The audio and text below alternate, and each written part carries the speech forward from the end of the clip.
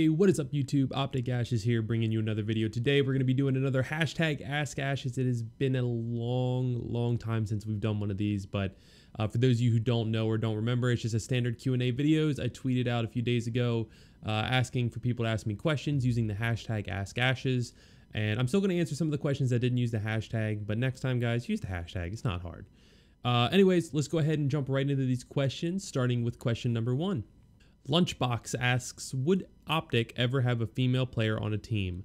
Honestly, that's not really something for me to say. I have nothing against female players. If it doesn't matter to me what the gender of the player is, the talent, the dedication, the work ethic, those are traits that matter to me in terms of a competitor. So I don't look at it as like, oh, this guy or this girl is really good. I look at it as this competitor is really good.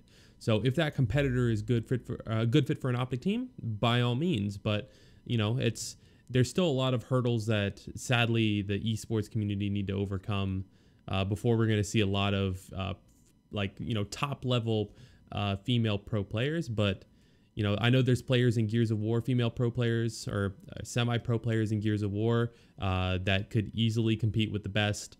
And I know that's true for League of Legends. I know that's true for some other games. So, you know, it could happen. Next question is from Stellars, who asks, do you think you'll win the first event of Season 2 with Shock? What's it like having Shock as a sub compared to Red Icy? I'm going to start this by saying nothing's been set in stone. We have been scrimming the most with Shock, but we've also scrimmed with some other people.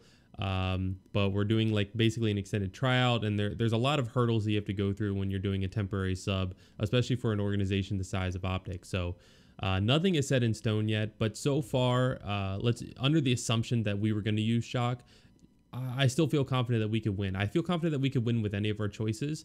It's just a matter of finding the one that we're the most comfortable sitting next to. And, you know, Shock's a great player. He's always been a great player. He was great on Allegiance, and I think he just needs the right team around him for him to feel fully comfortable to play at his best. And I think we bring that out of him, and it shows in scrims. Next two questions are from Meek, who asks, if you could live and visit any place in the world, where would it be? And if it wasn't gaming, name 2 other paths you would want to take in life.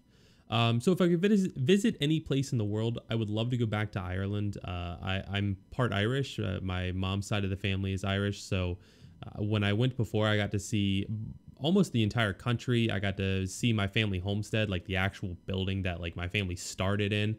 And it was kind of it's a beautiful country, and it was a really cool experience. And I would love to go back and just enjoy it more as a tourist now, and that I'm older, and experience more. I slept through the entire day of Dublin because of jet lag. So now that I'm more experienced in travel, thanks to Gears of War and Optic Gaming, I would love to be able to go back to Ireland and just experience it again.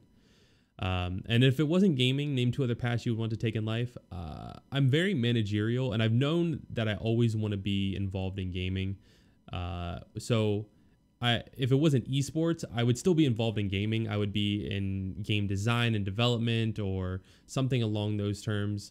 But I could see myself doing some sort of entrepreneurship where I start a business, whether it be some sort of tech website or building computers. I love working with computers and computer hardware and building computers. I've always, for the last like 10 years, built my own computers. Maybe the last like 7 years built my own computers. So I could see myself doing anything in that industry, like a PC hardware industry or developing games. Next question comes from Phased, who asks, a team being a pub warrior team going into competitive play, what would be the best way to break old habits? It's a good question because a lot of teams develop a lot of bad habits playing pub matches. Your traditional ranked escalation experience is nothing like your competitive escalation experience. People go wherever they want. There's very minimal communication. There's very minimal teamwork. It's a lot of shotguns running around. Maps aren't utilized correctly. Weapon placements aren't utilized correctly. So one of the big things you could do is try to start working on copying what you see pros do. So study film of, you know, from past tournaments, from streams, watch what the pro teams are doing, watch what the top teams are doing, and try to emulate that in your own gameplay, in your own, even if you're doing it in pub matches as a full team. And then doing it and experiencing will help you try to get a better understanding of why that's the right play. or why that's the right, method to approaching a map. Next question comes from Render Enrich, who asks, what would you say a good team composition is? 2 Slayers, 2 support, 1 anchor, and what kind of comp do you think will succeed? This one's kind of a tough question because a lot of teams or players don't really have assigned roles. And I don't like the term anchor. I like the term flex player because to me, an anchor is like you sit there and you're sitting in one spot and you hold it down. And realistically, that's not what your home hill player should be doing. Your home hill player should be able to be flexible. They should be able to handle the 1v1. They should be able to put support fire down. They should be able to jump into the fight and slay if you're starting to lose it. So there's a lot of flexibility that needs to be like with that player, and I think that's why I like calling them a flex player. So I think if you have like 3 Slayers, like 3 main Slayers, a support player, and a flex player, that's your best bet. With us, we basically have that. We have Icy, who can be a Slayer, Mental, who's a Slayer, Explosives, who's a Slayer, Kenny, who can be a Slayer but usually is in support spots, and then Alex or Summons, who is our flex player because he can jump into the fight and handle business. He handles his business on home in the 1v1s, so we can kind of rely on him to do anything we need him to do. He's good with power weapons, and so we kind of have everyone on our team can play almost like a multi-threat role. A lot of times you'll see explosives like when Retro Lancers are put down, or Hammer Burst, or Marksa. He's picking those up and he's putting in support work. So we have really like a dynamic comp, and I think that's really what's all optimal and should be sought after is people who don't get stuck in one role can play kind of anything.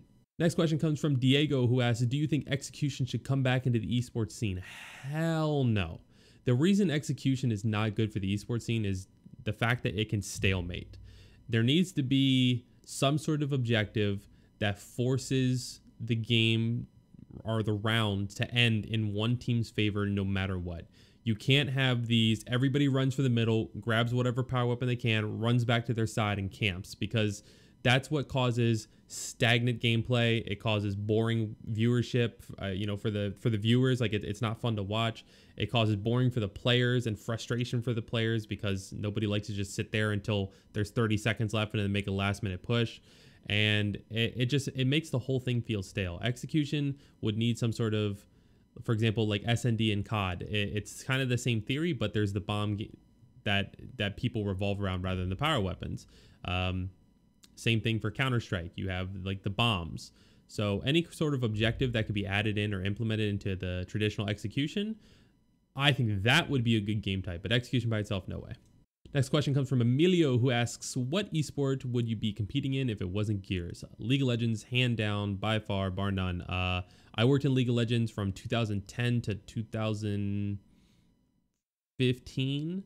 Even when I first joined the team that I'm working with now in Gears, the Optic Gaming team, like way back when we were Glory, I was still like in League of Legends, and that was true even when when we were with Denial eSports. I was still managing the Gears team, coaching the Gears team, and then working with the League of Legends team as well. So I've always loved League of Legends. It's one of my favorite games. Like Gears and League of Legends are kind of both up there, and so it would 100% be League of Legends. Next question comes from Godspeed. I'm guessing YouTube or YT, whatever. He asks, would you like a new redesigned trophy, since in my opinion the original one just looks too simple and bulky? Yes, I was actually talking about this with someone the other day. I don't remember who. The trophy is awesome. It's got the it's like the COG symbol. It's heavy duty metal. It says the event, Gears of War eSports, or whatever it says. But for a full season, every single event where the events are hosted by different people does kind of get old. I would like to see some new trophies. I would like to see maybe like the last trophy of the season be more spectacular and special, not just the same heavy duty metal COG symbol trophy. But that's just my opinion. Next question is from TP Dingaling, who asks, are there any other Filipino professional players other than Explosive? I don't know. I don't believe so, but I also don't know the nationality / ethnic background of every single pro player, so I don't know. Next question comes from Jeffers, who asks, is the team attending CoD Champs? I believe some of us are planning to, but I don't know who all is going to. I would love to go. It's just a matter of it being timing wise and financially wise. I don't know how to say that correctly. Financially smart, or not too devastating at least, and timing be good. So sorry for my broken English, but yeah, I know some of us want to go and are going, but I don't know who all that is. And yeah, hopefully see you there. Next question from the only Chubb, who asks, how does it feel to be a part of the green wall? I get asked this question every time I make one of these videos. So we're almost a year into me being part of Optic. I think it's a year in August, and it's still a dream come true. It's still amazing to just be a part of something so big and so overwhelmingly positive. I mean, there is a lot of negativity within esports, and especially when you're in the light, and you know, your face is on camera all the time and stuff like that. But, and I'm not saying that to like brag or anything about my position, but I'm just saying, like, when you cut some kind of recognition publicly, there's always going to be negativity towards it. And the green wall and Optic Gaming is such a massive support structure that it's a lot easier to battle through that. It's easier to go through the negative YouTube comments that I know you guys are going to leave on this video too, and you know, the tweets and the messages and stuff, because for every one of those I get, there's another dozen that are positive. So it feels amazing. Jonathan Bagley asks, how do you feel Optic Gaming's involvement affects the different esports scenes they are involved in?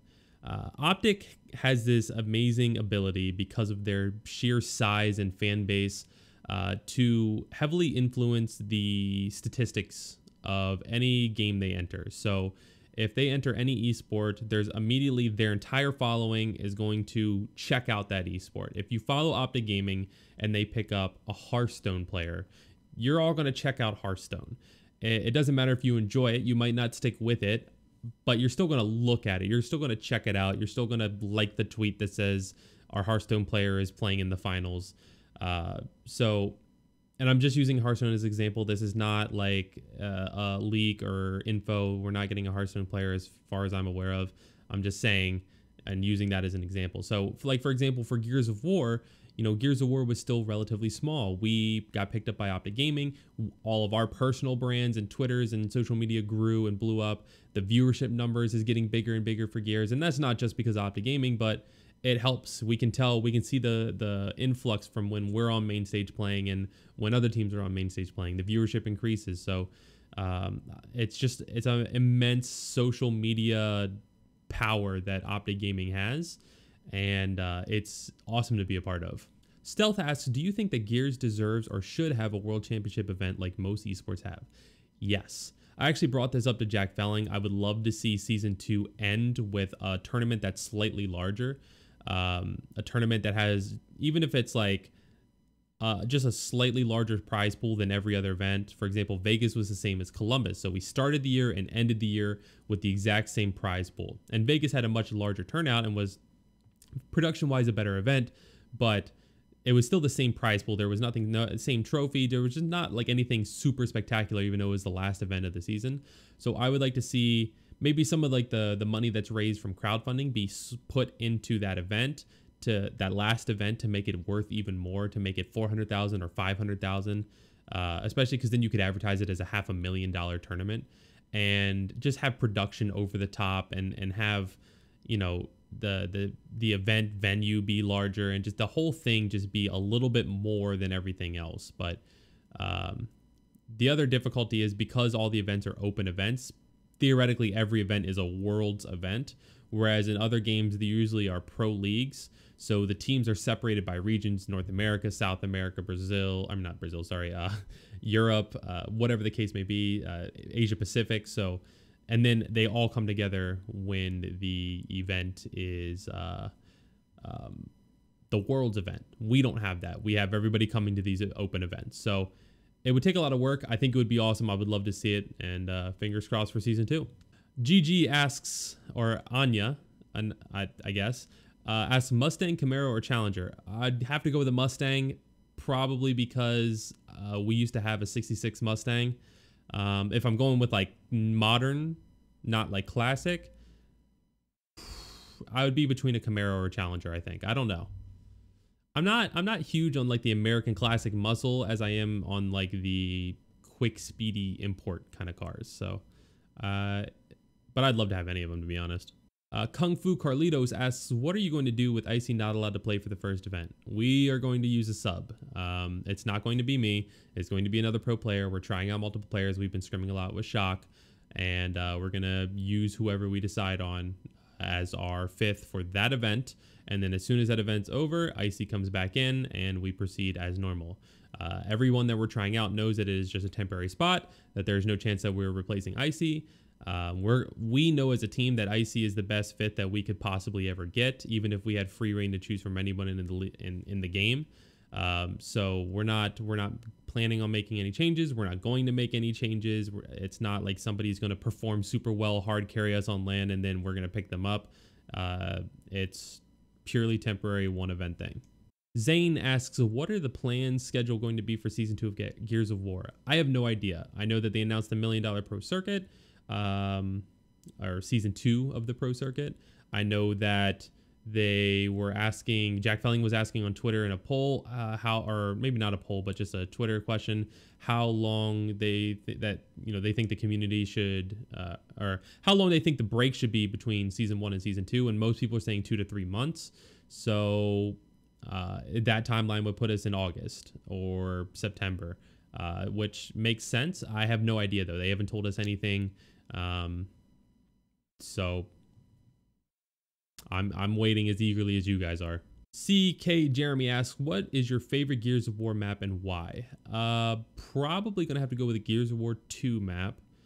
I'm gonna say Blood Drive or Jacinto. I think I have the best memories playing on those 2 maps. Master Xenix asks, will Optic Gears get a team house and will they be interested in doing content like you?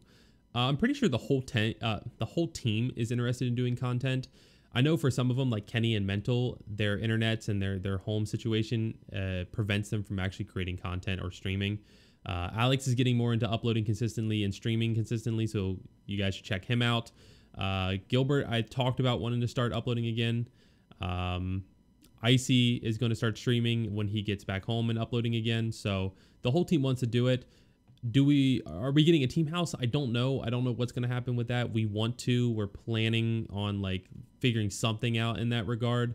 But is anything like official or announced or even like announced to us? No, we don't know what's going on yet. We just know that it's something that we want, it's something that we're working towards, and that we all want to be doing content. All right, guys, that's going to do it for this video. If you enjoyed, make sure to leave a thumbs up and let me know in the comments down below if you still like these kind of videos. I'll try to do them maybe like once a month or once every few weeks. And while you're down there, please subscribe to the channel. I sincerely appreciate the support you guys are continuing to give me since like so much. You guys have no idea how much I appreciate it. So thank you, and I will see you all in the next video. Go.